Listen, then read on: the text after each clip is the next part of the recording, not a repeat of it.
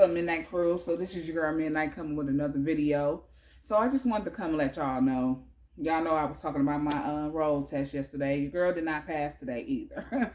I guess one thing I learned is, I guess no matter how good of a driver you think you are, and no matter how long you've been driving, it's the smallest things that can help. That it's the quickest way you can feel. So when I took my test today, I corrected everything I did the first time, but yet the instructor I had the first time, the things he praised me on, I failed on today. You know what I'm saying? So, and I can accept that I failed today because I probably, which was why I failed was because I wasn't frequently checking my blind spots by looking over my shoulder. I was just kind of looking through my rearview mirrors, and sometimes we can't just rely on our rearview mirrors, to help us with our blind spots. So I was looking, but I wasn't looking to the likings of the instructor. And then, if they feel like that's important, it's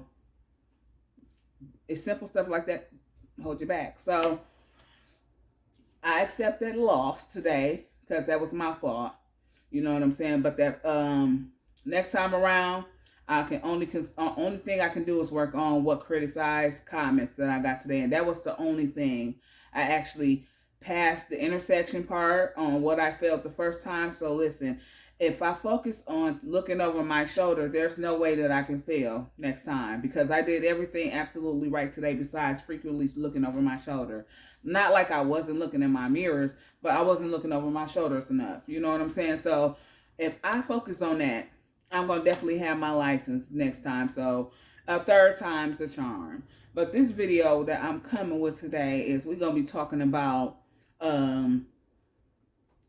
different things or different ways to go about helping somebody who's on suffering from any kind of addiction or whatnot, and different things that you have to look into when you're dealing with a clientele base that have problems with substance abuse or even alcoholism.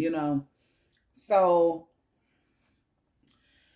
my kind of thing is, if you have clientele that's in treatment-based facilities that's getting treatment, and you as a worker, have to find resources for this person. Now, let's say, okay, you're working in a clinic, you're working at in a hospital or something, and you have a patient that's discharging, within a couple of days from the drug treatment program that they were in while they were in a center.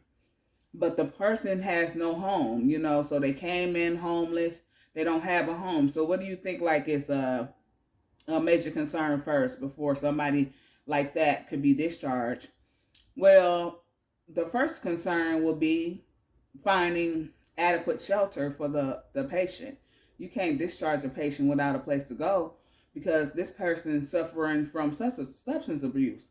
This person been using cocaine for many years and homeless. So if you throw this kind of patient in the environment from which she or he came, you are putting them back in position to relapsing and using drugs again because they're going back into the same environment from which they came.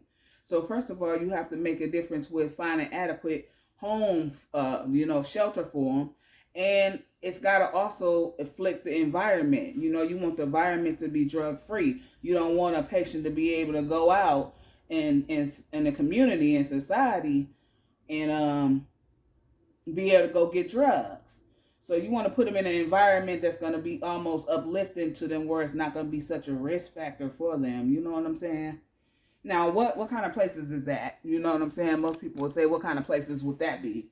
So places like that would be like after a person discharged or something like that, you will want to look into like aftercare programs. You know how you watch The Hoarders, and you see how those psychologist goes up in the home, assess the patient, which is the client, that person, the hoarder. You got the psychologist there. They assessing the patient. They assessing the problem. They fix the problem, even though it's a long road down the way of fixing the problem, because you see how them people act. They don't want nobody touching their things. They don't want nobody throwing them away. The little stuff like that is trash to us. But to them, that's something that's keepable, you know. So once you think you're trying to change them and change their lifestyle, they get mad about that. And it probably won't be no different with somebody suffering from addiction or alcoholism, substance abuse. So, you know, we want to make sure that they part in the loop. But aftercare, after a person is discharged from the hospital or outpatient center from being treated for drugs, you want to make sure that you continue aftercare with them. You know what I'm saying? And aftercare offers a whole lot of different things. Is aftercare or continuing care? Now, why is aftercare so important? Or what's the benefits to aftercare? That's what we're going to say. Well, one of the benefits is coping with like stress levels. With these clients, they under so much amount of stress because a lot of them go through withdrawals and all that. Then you have to make sure you have a treatment plan for them and stick with it. If it has to be changed or adjusted, that's what you do. You got to have support groups for them, encouragement groups for them. You got to have, this is also going to teach them how to interact with people in society, you know, how to interact with family and friends on a more healthier level.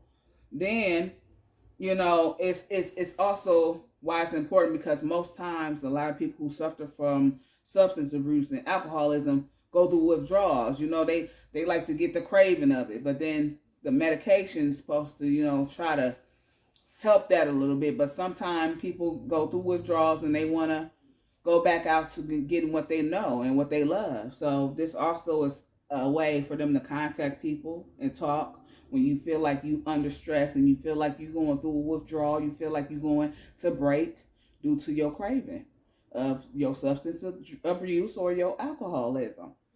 And then it just gives them confidence, because then when you dealing with people who on drugs and alcohol, you want them to be able to talk their problems out, and they don't want to feel like they're the only ones, you know what I'm saying, that's going through that, because they're not.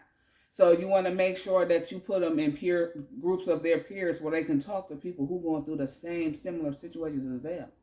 You know, some of the same things that they going through, other people are going through. So you won't feel alone in this thing, because you're not alone, because you're not the only one going through it. And then the reason why it's so important is because when we put you in aftercare programs, we want to make sure that we regularly assess you just to see where progress is going and see how far it's getting you. You know, is something working for you? Do you want to change something? We need to know. And then, you know, just also look into risk factors that might be risk issues to you. You know, like, okay, if you're feeling like you're able to be out of this place, which they call sober living homes, you know what I'm saying? That's what you would want to put an addict in, a sober living home or a halfway house for addicts in alcoholism. Now, if you feel like you're able to be out of there and you want to be on your own, but we want to also make sure that you're not in environmental issues that's going to cause you to relapse. So we want to monitor risk factors for that and keep an eye on that. Then, like I said, switching treatments based on the individual, you know. Also giving you link ups to different professionals medically, or just different resources in your community. Because a lot of them, we like to give them job training, because, you know, we want to prepare you for being able to live regularly on your own. So we give you job trainings. We give you all of that. We give you job trainings and all. We want to do all of that for you. Okay? We want to offer you therapy, group sessions, you know. All of that there. Learn how to cope with stress and all. And then in most places, when you go in SLHs, which is sober living homes, you know, it's like a halfway house. A lot of these patients have shared chores in the house. And, you know, they have to keep the upkeep up and maintenance in these homes. It's going to probably be a rule of absolutely no using drugs. That's probably the quickest way you can actually find yourself back out on the street. And believe me, that's been done by so many people. You know, they think they sneak in drugs in these kind of facilities. If you're caught doing drugs in those kind of facilities, that might be the quickest way to put you back on the streets. And then once you're on the streets, you're probably at risk of doing the same thing again, because you're around what you used to doing. You know what I'm saying? It's not going to be a change for you. Like 12-step programs or SMART programs, you know what I'm saying? SMART recovery groups is also good for addicts and people suffering with alcoholism. You know, like I said, counseling and group meetings with people of your peers, you know, just to talk to other people to let them know that, you know, you're not in this thing by yourself. So that's what I wanted to talk about today, addiction. You know, because there's a lot of people struggling with that. And a lot of people think that that's so simple for people to just come up off cocaine and meth and crack, alcohol, tobacco. Because I smoke tobacco. You know, cigarettes is addiction, honey. So, it's not really simple. You know, and ain't no addiction higher than the next. I mean, they all have the same thing. Anybody who smoke cocaine on the daily gonna crave for that. Anybody who drink alcohol all day, that's what they gonna do. Anybody who smokes cigarettes, if you don't have these things, you might act some kind of way because it's gonna affect you. It's an addiction, and when you're trying to stop any addiction, it's rough. Even the little simplest one, like maybe stop smoking, you know, that's not simple for some people. It ain't, because it ain't simple for me. You know, I can cut back, and I have cut back, but it's still not simple. So I understand, like, dealing with those kind of people who dealing with addiction and battling that. You know, we got to treat them how you treat a chronic illness person. You have to treat them like you treat chronic illness. You know how we treat chronic illness like diabetes, hypertension. You keep monitoring of a patient who suffer with that. You know what I'm saying? You have to do the same thing with somebody who's a recovering addict. You know, you have to do the same thing with somebody who's on drugs or somebody who's suffering from alcoholism. It's the same thing. And those things affects other things to go wrong with your body, you know, and that's why it's so important that we try to get people to stop, you know, and change their ways, because it's not because a person is trying to tell you what to do, you know, it's just for the best for you, you know, because it does mess with other organs and then other things start to go wrong. So that would be basically how I would take that route with looking at patients like that, you know. And I'm open for working with people like that, because I'm like I said, I know that this journey is not going to be overnight. It's not going to be no overnight thing. This is a journey, you know, and this is going to take time for somebody to come back from sobriety, you know. So, you know, just be patient with them, you know, try to guide them, give them the best knowledge, best resources you can find, you know, just treat them like that. And they're going to appreciate that later. And that's what I wanted to talk about today, y'all. Tell y'all about my little test. I ain't disappointed, y'all. I can wait.